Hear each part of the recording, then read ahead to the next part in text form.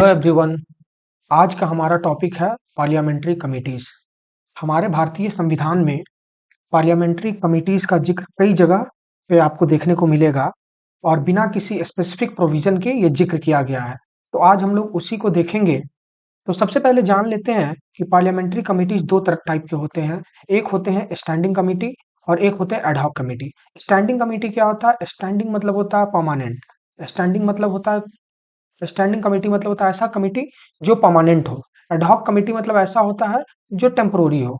आप ध्यान देंगे कई बार एडहॉक कमिटीज का आप सुने होंगे न्यूज में कि कई बार एडहॉक कमिटीज का गठन किया जाता है, वो टेम्पोररी बेसिस के लिए होता है। जबकि स्टैंडिंग कमिटीज जो होते हैं वो परमानेंट कमिटीज होते हैं, उन्हें रिवोक नहीं किया जा सकता है। और स्टैंडिंग कमिटीज तीन तरह के होते हैं बेसिकली। एक होते हैं फाइनेंशियल कमिटीज, एक होते हैं डिपार्टमेंट रिलेटेड स्टैंडिंग कमिटीज, और एक जो अन्य प्रकार के जो भी स्टैंडिंग कमिटीज होते हैं उस कैटेगरी में आ जाते हैं। But exam point of view से स्टैंडिंग कमिटी के अंतर्गत जो फाइनेंशियल कमिटीज आते हैं ये बहुत इंपॉर्टेंट होता है। तो जब भी आप एग्जामिनेशन पॉइंट ऑफ व्यू से देखेंगे तो पार्लियामेंट्री कमिटीज का अगर जिक्र होगा तो तीन तीन कमिटीज का जिक्र होगा पार्लियामेंट्री कमिटीज में। यो एक है पब्लिक अकाउंट्स कमिटी, एक है एस्टिमेट्स कमिटी और एक है कमिटी ऑन पब्लिक अंडरटेकिंग। अगर आप इन तीनों को सिर्फ ध्यान में रख लेते हैं तो आप एग्जाम में ऑलमोस्ट 90% क्वेश्चन सिर्फ इन तीनों कमिटी से आते हैं। अगर पार्लियामेंट्री कमिटी से क्वेश्चन आएंगे तो सिर्फ इन तीनों कमिटीज का जिक्र होगा। तो इसे ध्यान से समझना बहुत इंपॉर्टेंट है। तो सबसे पहले हम लोग देखते हैं पब्लिक अकाउंट कमिटी के बारे में। तो ध्यान देंगे सबसे पहले कोई भी कमिटी या कमीशन के बारे में हम पढ़ेंगे तो ध्यान देंगे कि वो सेटअप कब हुआ था, किसके तहत हुआ था, किसके रिकमेंडेशन पे हुआ था, किस प्रोविजन के अंतर्गत हुआ था। तो सबसे पहले मैं आपको बताना चाहूंगा कि कोई भी कमिटी अगर उसका गठन होता है तो उसका दो तरीका होता है। या तो उस कमिटी को कोई रिकमेंड कर सकता है, पहला तरीका, या उसे किसी भी एक्ट के तहत उसे प्रोविजन में लाया जा सकता है। वो उसे किसी भी एक्ट के प्रोविजन के तहत उसे उसे बनाया जा सकता है। तो पहला, या तो उसे कोई रिकमेंड करेगा या तो उसे किसी एक्ट के तहत एक्शन में लाया जा सकता है। तो सिमिलरली पब्लिक अकाउंट्स कमेटी का हम लोग देखेंगे तो सबसे पहला ये पहली बार 1921 में सेटअप किया गया था। 1921 में सेटअप किया गया था। 1921 में पब्लिक अकाउंट्स कमेटी को सेटअप किया गया था। और जैसा कि मैंने बताया कि कोई भी कमेटी को सेटअप किया जाएगा उसका तरीका या तो रिकमेंडेशन हो सकता है या किसी एक्ट के द्वारा हो सकता है। तो सिमिलरली यहाँ पे पब्लिक अकाउंट्स कमेटी को गवर्नमेंट ऑफ इंडिया एक्ट 1919 के द्वारा प्रोविजन में लाया गया था। तो इसको सेटअप करने में किस एक्ट का योगदान है? तो गवर्नमेंट ऑफ इंडिया एक्ट 1919, वही मैं कह रहा था। आगे आप देखेंगे जो एस्टिमेट्स कमेटी है, कमेटी ऑन पब्लिक अंडरटेकिंग है, उनमें रिकमेंडेशन होता है या एक्ट्स का जिक्र होता है, ये सब आप ध्यान देंगे। तो इनका जो फर्स्ट हैंड इन्फॉर्मेशन ये है कि 1921 में इन्हें सेटअप किया गया था। और जब 1921 में सेटअप किया गया, किस एक्ट के तहत किया गया? तो जाहिर सी बात है उससे पहले जो एक्ट इन एक्शन होगा उसके तहत किया गया होगा। उस समय जो एक्ट था गवर्नमेंट ऑफ इंडिया एक्ट 1919, उसके तहत उसे उस कमेटी को फॉर्म किया गया था। अब कमेटी बन गई है तो कमेटी में मेंबर्स कितने होंगे? तो कमेटी में टोटल 22 मेंबर्स थे। कमेटी में टोटल 22 मेंबर्स थे। अब जाहिर सी बात है कि 22 मेंबर्स हैं तो कुछ लोकसभा से होंगे, कुछ राज्यसभा से होंगे। तो इनमें 15 प्लस 7 आप समझ लो। 15 प्लस 7, 15 थे लोकसभा से और 7 थे राज्यसभा से। 15 मेंबर्स का जो रिप्रेजेंटेशन था वो लोकसभा था, 7 मेंबर का जो रिप्रेजेंटेशन था वो राज्यसभा था। इनकी टर्म की बात कर ले तो पब्लिक अकाउंट्स कमेटी का टर्म सिर्फ 1 साल का होता है, 1 ईयर्स। ये बहुत इंपॉर्टेंट है। कई बार एग्जाम्स में टर्म्स को लेके स्टेटमेंट्स दिए जाते हैं, स्पेशली हाइब्रिड एमसीक्यू हो तो इनके टर्म जो है वो 1 साल के होते हैं। किनके टर्म? पब्लिक अकाउंट्स कमेटी के टर्म जो है वो 1 साल के होते हैं। अब कमेटी बना है तो कमेटी का काम क्या होगा? सबसे इंपॉर्टेंट, कोई भी कमेटी का गठन होता है तो उनके फंक्शंस के बारे में डिस्कस किया जाता है। तो आपको पता होगा जो सीएजी एक रिपोर्ट, एनुअल रिपोर्ट सबमिट करती है। सीएजी एक रिपोर्ट सबमिट करती है। सीएजी कौन है? तो कंप्ट्रोलर एंड ऑडिटर जनरल। इनका जिक्र कहाँ होता है? इनको भी रिलेट करेंगे, आर्टिकल 148 ऑफ इंडियन कॉन्स्टिट्यूशन में इनका जिक्र होता है। तो सीएजी एक एनुअल रिपोर्ट सबमिट करती है। अब सीएजी का काम है कि एनुअली रिपोर्ट को बनाया, उन्होंने रिपोर्ट सबमिट कर दिया, लेकिन ये रिपोर्ट सही है कि गलत है इसको जांचेगा कौन? उसको एग्जामिन करने का जो ड्यूटी है वो पब्लिक अकाउंट्स कमिटी एग्जामिन करता है इस रिपोर्ट को। The job of public accounts committee is to examine the report of CAG. That's ये बहुत इंपॉर्टेंट है कि what is the job of CAG is to examine the CAG report. The job of public accounts committee is to examine the CAG report. और इसके अलावा क्या होता है कि इनके चेयरमैन कौन होते हैं, तो ये कहीं लिखा नहीं गया है, लेकिन एक 1967 में एक कन्वेंशन हुआ था और उन कन्वेंशन के द्वारा ये डेवलप कर लिया गया, ये मान लिया गया कि इस पब्लिक अकाउंट कमेटी के जो चेयरमैन होंगे वो अपोजिशन से होंगे। इनके चेयरमैन जो हैं वो जनरली अपोजिशन से ही होते हैं। क्यों अपोजिशन से होते हैं? ये कन्विन ये कन्वेंशन के द्वारा इन्होंने मान लिया। क्यों मान लिया? क्योंकि अगर आपको सीएजी की रिपोर्ट को एग्जामिन करना, अब सीएजी का रिपोर्ट मोस्टली गवर्नमेंट ड्रिवन होता है कि जो पार्टी सत्ता में होती है उन्हीं के फेवर में अक्सर होता है, तो उनको एग्जामिन करने की जब बात आएगी तो वो एग्जामिन वही करेंगे जो लोग अपोजिशन में हैं। तो ये एक 1967 के कन्वेंशन के द्वारा ये कहीं लिखा नहीं गया है, लेकिन ये मान लिया गया कि जो भी chairman of public accounts committee होंगे वो अपोजिशन से होंगे। तो मैं आपको इसको शॉर्ट में एक बार समराइज कर दे रहा हूँ। ये क्या है कि सबसे पहले पब्लिक अकाउंट्स कमेटी का रोल क्या है? तो रोल ये है कि सीएजी जो भी रिपोर्ट सबमिट करती है उस रिपोर्ट को एग्जामिन करना। ऑलराइट, रिपोर्ट को एग्जामिन क्यों करना है? एग्जामिन इसलिए करना है क्योंकि सीओजी का रिपोर्ट जो होता है गवर्नमेंट ड्रिवन होता है, उनके एजेंडा पे बेस्ड होता है। Most of the time CAG works on the favour of ruling party. So उनको एग्जामिन करना होगा। उनको एग्जामिन करने के लिए किसको बनाया गया? पब्लिक अकाउंट्स कमेटी को बनाया गया। इनमें कितने मेंबर्स होते हैं? टोटल 22। 15 मेंबर्स का रिप्रेजेंटेशन लोकसभा से, 7 मेंबर्स का रिप्रेजेंटेशन राज्यसभा से। कब सेटअप किया गया? तो 1921 में। किस एक्ट के तहत सेटअप किया गया? तो गवर्नमेंट ऑफ इंडिया एक्ट 1919 के तहत सेटअप किया गया। इनका टर्म क्या है? टर्म 1 ईयर है। ऑल राइट, एंड इनके चेयरमैन कौन होते हैं? तो चेयरमैन जनरली अपोजिशन से नॉमिनेट होते हैं या इलेक्ट होते हैं, जो भी इनका तरीका है, लेकिन chairman is generally from the opposition. ये कब? 1967 के कन्वेंशन के द्वारा डिसाइड किया गया। राइट, सो इतना ही था इसमें, इससे ज्यादा इसमें कुछ नहीं है। बट आप इनमें जितने पॉइंट्स में बताएं सब आप ध्यान में रखेंगे। अक्सर एग्जाम्स में इतने ही पॉइंट से फेर बदल करके आपको देखने को मिलेंगे। सो हमारा नेक्स्ट है, सो नेक्स्ट नेक्स्ट हमारा कमिटी है estimates committee. So again estimates committee का ईयर ऑफ सेटअप हम लोग देखेंगे तो सबसे पहले इसे भी same like public accounts committee, इन्हें भी 1921 में सेटअप किया गया था। सेटअप इन 1921। अब एक चीज यहाँ पे ध्यान देंगे, जैसे कि मैंने आपको पिछले पब्लिक अकाउंट्स कमेटी के सिनेरियो में बताया कि या तो अकाउंट्स को कोई भी कमेटी होगा उनका या तो रिकमेंडेशन होगा या किसी एक्ट के द्वारा उस कमेटी का गठन होगा। तो जैसे पिछले वाले में मैं बताया कि पब्लिक अकाउंट्स कमेटी में आप रिलेट करें, मैंने बताया कि under the provision of government of India act 1919 public accounts committee was form. तो यहाँ पे एस्टिमेट्स कमेटी में जो है ये किसी एक्ट के तहत नहीं बना था, बल्कि इनको रिकमेंड किया गया था। एस्टिमेट्स कमेटी को रिकमेंड किया गया था। एक नाम आप ध्यान रखेंगे, जॉन मथाई। जॉन मथाई। अब ये जॉन मथाई कौन है, इनके बारे में एक थोड़ा सा ओवरव्यू दे देता हूँ। जॉन मथाई वो इंसान है जो first railway minister of India, first rail minister post independence, आजाद भारत के पहले रेल मिनिस्टर थे जॉन मथाई। ये बाद में चल के भारत के फाइनेंस मिनिस्टर भी बने। जॉन मिथाई वो व्यक्ति हैं जो बाद में चल के भारत के फाइनेंस मिनिस्टर भी बने और पहले वो रेल मिनिस्टर रह चुके थे। लेकिन इस कमिटी में उनको उनके रिकमेंडेशन का नतीजा ये था कि वो बहुत बड़े इकोनॉमिस्ट थे।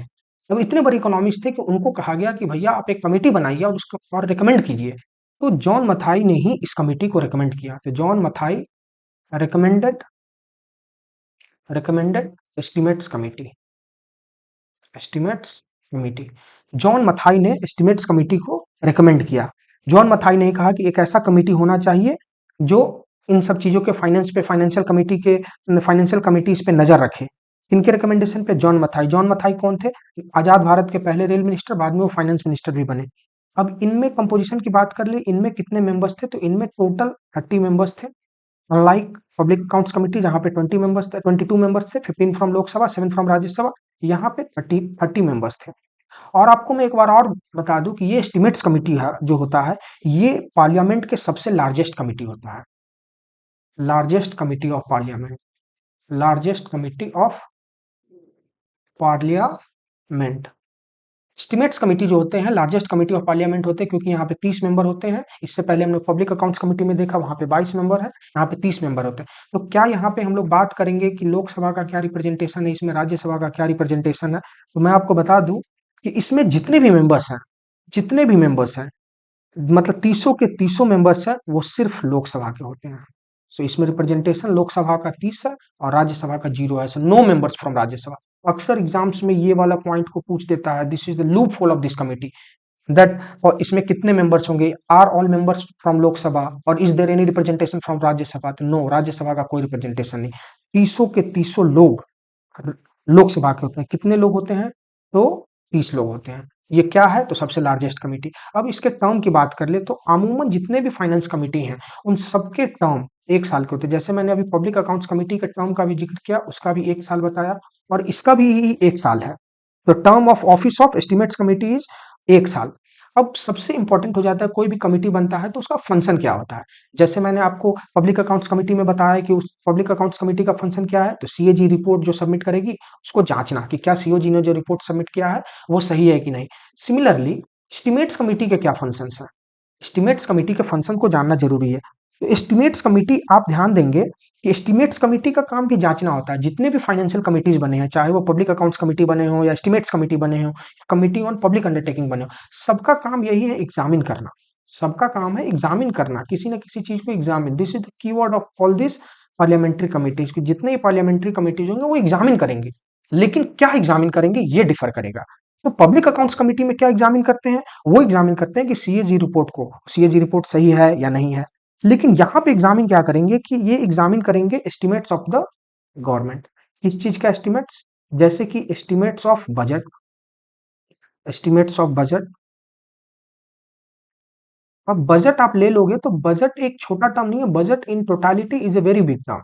तो जितने भी बजट, कोई भी मान लो बजट पेश किया गया, जिसे एनुअल फाइनेंशियल स्टेटमेंट बोलते हैं, तो जब भी एनुअल फाइनेंशियल स्टेटमेंट या बजट को पेश किया जाता है उसका एक एस्टिमेशन होता है कि उसके एस्टिमेशन को जिक्र करेगा। जैसे कि मान लो उदाहरण के तौर पे किसी स्टेट गवर्नमेंट ने बजट में ये रिकमेंड किया कि भैया मुझे अपने स्टेट हाईवेज बनाने के लिए 100 करोड़ रुपए चाहिए, 100 करोड़ का उन्होंने एस्टिमेट दिया। उस एस्टिमेट को एस्टिमेट्स कमीशन एग्जामिन करेगी कि क्या ये जो प्रोजेक्ट के लिए 100 करोड़ मांग रहे हैं या वैलिड है या नहीं, या इज इट ओवर प्राइस।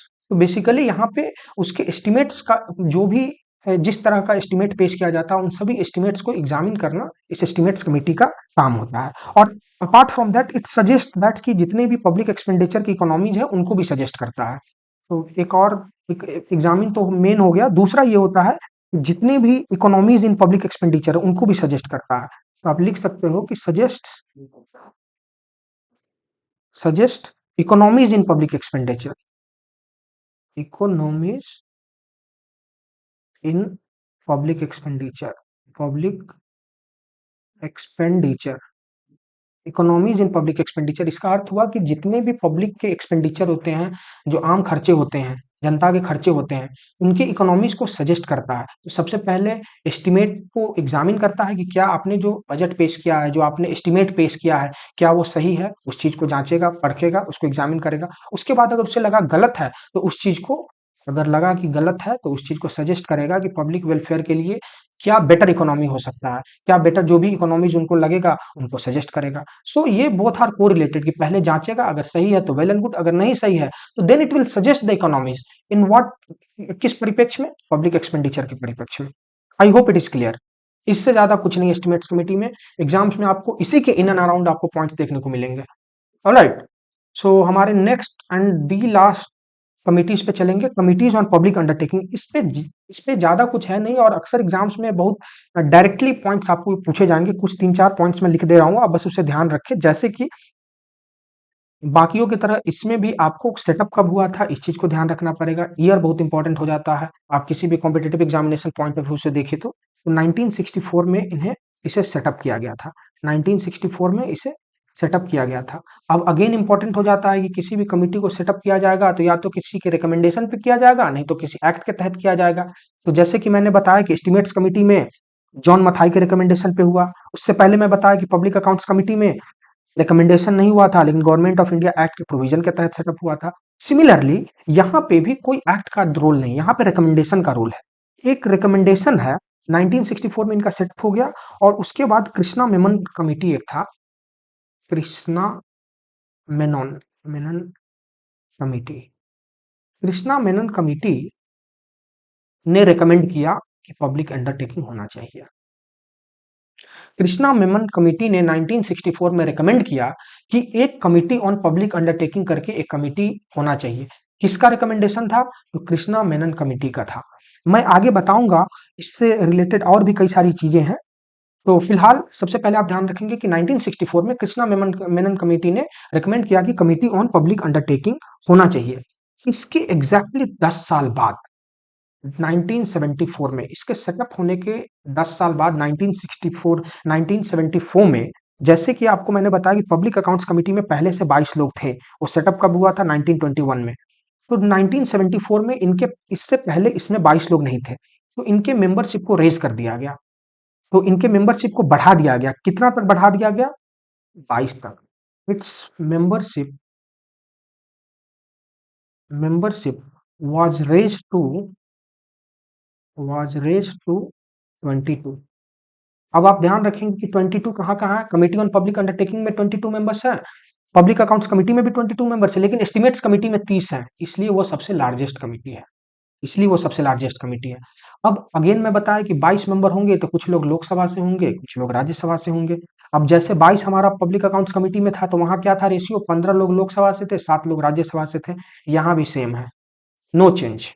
यहाँ भी सेम है, 15 लोग राज्यसभा, 15 लोग लोकसभा से होंगे, 7 मेंबर्स राज्यसभा से होंगे। इस चीज को कब रेज किया गया? 1974 में। मतलब 1974 से पहले 22 से कम लोग थे। ऑलराइट। सो अगेन इसके टर्म की बात कर लेंगे, तो मैंने आपको जैसे पहले बताया कि जितने भी पार्लियामेंट्री कमिटीज के अंदर जो भी फाइनेंशियल कमिटीज है, जो भी फाइनेंशियल स्टैंडिंग कमिटी, जो सबका टर्म 1 साल होता है।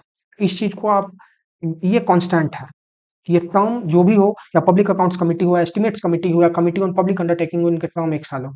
आप ध्यान देंगे, मैं कई बार बोले हुए चीज को बार बार रिपीट कर रहा हूँ। इसका मकसद ये है कि आपको इसके, आप इतना बार सुन लो एक चीज को कि आपको यहीं पे याद हो जाए। इसलिए मैं बार बार, कई बार बताए हुए चीज को भी मल्टीपल टाइम्स रिपीट करता हूँ। उसके पीछे का पर्पस यही है कि आप यहीं पे समझ जाओ ये चीजें को। Alright. So committee on public undertaking का टर्म क्या है? 1 साल है। अब जैसे कि मैंने, कोई भी कमिटी होगा, कोई भी कमीशन होगा, उसका एक फंक्शन होगा। इसका फंक्शन क्या है? इसका फंक्शन क्या है? इससे पहले एस्टिमेट्स कमेटी का फंक्शन मैं क्या बताया कि जो भी एस्टिमेट्स कमेटी का काम है एग्जामिन करना। किस चीज को एग्जामिन करना? कि जितने भी बजट हैं, एस्टिमेट्स हैं, वो सबको एग्जामिन करना। उससे पहले मैं पब्लिक अकाउंट्स कमेटी में क्या बताया? पब्लिक अकाउंट्स कमेटी में बताया उसका काम भी एग्जामिन करना, लेकिन किस चीज को एग्जामिन करना? सीएजी के रिपोर्ट को एग्जामिन करना। All right. अब इसका काम क्या है कि public committee on public undertaking का काम यह है कि जितने भी तरह के ये सब आप, पब्लिक अकाउंट्स कमेटी, उसके बाद एस्टिमेट्स कमेटी, इन दोनों में I hope it is clear. ठीक है, फंक्शंस बताने से पहले मैं एक चीज बताना चाहूंगा कि चेयरमैन का जो होता है, जैसे कि मैंने पब्लिक अकाउंट्स कमेटी में बताया कि चेयरमैन जो आपके होते हैं, वो अपोजिशन से इलेक्टेड होते हैं। इनका है कि चेयरमैन कहाँ से होते हैं, तो इसमें है कि the chairman of this committee is appointed by the speaker. कहाँ से? लोकसभा। जैसे कि मैंने आपको बताया कि यहाँ पे 15 लोग लोकसभा से होंगे। अब आप एक चीज ध्यान देंगे कि यहाँ पे चेयरमैन जो भी होगा, ये लोकसभा से होगा। एक बिल, मतलब राज्यसभा का कोई रोल नहीं है।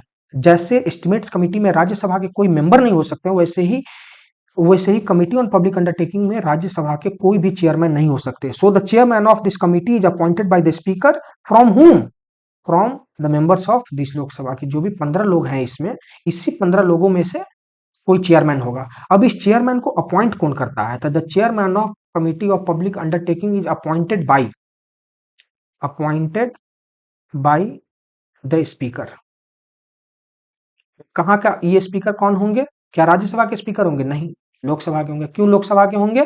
क्योंकि ये लोकसभा के क्यों होंगे? क्योंकि इन्हीं लोकसभा के 15 मेंबर्स में से हमें सेलेक्ट करना है। इन्हीं लोकसभा के 15 मेंबर्स में से हमें सेलेक्ट करना है कि कौन चेयरमैन होंगे। अब उनको सिलेक्ट कर लिया, ठीक है। फिर उनको अपॉइंटमेंट कौन देगा? तो उसी हाउस के जो स्पीकर होंगे, वही उन्हें अपॉइंट करेंगे। तो इनको एक बार शॉर्ट में समझ लेते हैं कि 1964 में इन्हें सेटअप किया गया था। किनके रिकमेंडेशन पे सेटअप किया गया था? तो कृष्णा मेनन कमेटी के रिकमेंडेशन पे सेटअप किया गया था। एग्जैक्टली इसके 10 साल बाद क्या हुआ कि इससे पहले 22 लोग नहीं थे, 22 से कम लोग हुआ करते थे। वो नंबर सर्टिफाइड नहीं है कितने लोग हुआ करते थे, इसलिए मैं नहीं बता रहा हूँ कितने लोग हुआ करते थे। वो किसी साक्ष्य के बेसिस पे नहीं है, इसलिए मैं यहाँ बताना नहीं चाह रहा। बट इतना है कि ये नंबर को बढ़ा के 1974 में 22 कर दिया गया। अब 22 कर दिया गया तो इनका बाइफर्गेशन क्या था? इनका बाइफर्गेशन ये था कि 15 लोग लोकसभा से रहेंगे, 7 लोग राज्यसभा से रहेंगे। और कोई भी कमिटी होगा, कोई भी कमीशन होगा तो उनको ज़ाहिर-सी बात है उनके चेयरमैन होंगे। तो उनके चेयरमैन कौन होंगे? तो उनके चेयरमैन वही होंगे जो 15 मेंबर्स हैं लोकसभा के। ये 15 मेंबर्स उन्हीं 15 में से कोई एक चेयरमैन होगा। उस चेयरमैन को ठीक है, कोई भी किसी भी पद को ग्रहण करता है, तो उसे अपॉइंट तो करना होगा ना। उसे अपॉइंट फिर कौन करता है? उसे अपॉइंटमेंट्स देता कौन है? सौंपता कौन है? तो वो जिस हाउस से आया है, जिस हाउस से आए हैं, उस हाउस के speaker has all the right to appoint the chairman of the speaker. Is it clear? मैं आपको एक बार नटसेल में जितने भी तीनों हैं, तीनों को मैं समराइज़ कर दे रहा हूँ। 1 मिनट। इन तीनों कमीशन को मैं एक बार नोट शॉर्ट में समराइज कर दे रहा हूँ। पार्लियामेंट्री कमिटीज में 3 तरह के पार्लियामेंट्री कमिटीज का अगर बाइफरकेशन देखेंगे तो 2 तरह के मेनली हो जाएंगे। एक होता है स्टैंडिंग कमिटीज, एक होता है एडहॉक कमिटी। स्टैंडिंग कमिटी का अर्थ क्या होता है? वो परमानेंट होगा। एडहॉक कमिटी का क्या होता है? वो टेम्पोररी होगा। स्टैंडिंग कमिटी में 3 तरह के होते हैं। एक होता है फाइनेंशियल कमिटीज, दूसरा होता है डिपार्टमेंट रिलेटेड स्टैंडिंग कमिटीज, तीसरा होता है जितने भी अदर प्रकार के स्टैंडिंग कमिटीज होते हैं वो आ जाते हैं। इन सब में एक ही इंपॉर्टेंट होता है स्टैंडिंग कमिटी में फाइनेंशियल कमिटीज जो होता है। फाइनेंशियल कमिटीज 3 तरह के होते हैं: public accounts committee, estimates committee and committee on public undertaking. Alright. और सबसे इसमें इंपॉर्टेंट यही तीनों जो कमिटी है पार्लियामेंट्री कमिटी के फाइनेंशियल कमिटीज के अंदर ये तीनों आते हैं और इसी तीनों से 90% क्वेश्चन आपको देखने को मिलेंगे किसी भी एग्जाम्स में। वो मैं आपको बताया। पब्लिक अकाउंट्स कमिटी को कब सेटअप किया गया था? 1921 में। किस एक्ट के तहत? 1919 गवर्नमेंट ऑफ इंडिया एक्ट के तहत। टर्म क्या है इनका? तो 1 साल का है। कितने मेंबर्स होते हैं इसमें? तो इसमें टोटली 22 मेंबर्स होते हैं। अब 22 मेंबर हैं, जाहिर सी बात है कि कुछ लोग लोकसभा से होंगे, कुछ लोग राज्यसभा से होंगे। 15 मेंबर्स लोकसभा से, 7 मेंबर राज्यसभा से। चेयरमैन, अब ये कमिटी है तो इनका चेयरमैन कहाँ से होगा? तो इनका चेयरमैन होगा अपोजिशन से। ये एक पार्लियामेंट्री कन्वेंशन है जो 1967 में इन लोगों ने पारित किया कि ताकि किसी तरह का कोई इशू नहीं हो, जिस वजह से इन्होंने बोला कि ठीक है जनरली हम लोग चेयरमैन अपोजिशन से ही रखेंगे। क्यों रखेंगे? कोई भी चीज का तो पर्पस होगा रखने का ना। तो उनका पर्पस ये था क्योंकि इस कमेटी का काम था कि सीएजी जो एनुअल रिपोर्ट सबमिट करेगी उस एनुअल रिपोर्ट को एग्जामिन करना। अब एनुअल रिपोर्ट को अगर गवर्नमेंट खुद एग्जामिन कर लेगी तो हो सकता है वो गलत भी कर दे। उसे अगर घोटाला करना होगा तो गलत कर दे। इसलिए चेयरमैन को अपोजिशन से होना बहुत जरूरी है। तो और इसका फंक्शन क्या था? तो इसका फंक्शन ये था कि पब्लिक अकाउंट्स कमेटी एग्जामिन करेगी। किस चीज को एग्जामिन करेगी? तो सीएजी रिपोर्ट को एग्जामिन करेगी। आई hope it is clear. Next था एस्टिमेट्स कमेटी। ये सबसे लार्जेस्ट कमेटी है पार्लियामेंट का। क्यों लार्जेस्ट है? क्योंकि यहाँ पे 30 मेंबर है। यहाँ पे भी आपको पब्लिक अकाउंट्स कमेटी में 22 दिखेंगे, कमिटी ऑफ पब्लिक अंडरटेकिंग में भी यहाँ 22 दिखेंगे और यहाँ पे 30 है। तो नेचुरली ये लार्जेस्ट कमेटी हो जाएगा पार्लियामेंट का। उसके बाद 1921 में जब इसे सेटअप किया गया तो किसके रिकमेंडेशन पे सेटअप किया गया? तो जॉन मथाई के रिकमेंडेशन पे सेटअप किया गया। जॉन मथाई कौन है? ये आपको बैकड्रॉप जानना जरूरी है। जॉन मथाई वो इंसान है जो आजाद भारत के पहले रेल मिनिस्टर थे और बाद में चल के भारत के फाइनेंस मिनिस्टर भी इवेंचुअली वो बने। इसमें जैसा कि मैंने बताया कितने लोग थे? 30 मेंबर्स थे। 30 मेंबर्स में बाइफरकेशन आप देख ले, कोई मेंबर राज्यसभा के नहीं है, यानी कि 30 के 30 मेंबर लोकसभा से हैं। ये बहुत इंपॉर्टेंट है कि कहा कि बाकी 2 कमिटीज हैं उनमें कुछ मेंबर राज्यसभा से भी हैं, कुछ मेंबर लोकसभा से। वो अलग बात है कि लोकसभा का ज्यादा रिप्रेजेंटेशन है, 15-15 इन टर्म्स ऑफ 22। लेकिन यहाँ पे 30 के 30 जो होंगे वो लोकसभा से होंगे। टर्म कितना होगा? तो 1 साल का है टर्म है। और इनका फंक्शन क्या है? तो इनका फंक्शन ये है कि ये एग्जामिन करते हैं। किस चीज को एग्जामिन करते हैं? तो जितने भी एस्टिमेट्स होते हैं तमाम तरह के, चाहे बजट से रिलेटेड हो या जितने तरह के, वो सबको ये एग्जामिन करते हैं। और जब एग्जामिन करते हैं और गलत पाते हैं तो क्या करते हैं? ये सजेस्ट कर देते हैं कि इकोनॉमीज इन पब्लिक एक्सपेंडिचर, कि जनता के खर्च होने के लिए जो भी जनता के खर्च होने के लिए जो भी उन्हें सही लगता है उस चीज को, उस बेटर इकोनॉमीज को वो सजेस्ट करते हैं। क्योंकि उन्होंने जो एस्टिमेट्स देखा उन्हें लगा कि गलत है, जांचने के बाद तो वो सही सजेस्ट करते हैं। Right. So and the last one is committee on public undertaking. इनको 1964 में सेटअप किया गया था।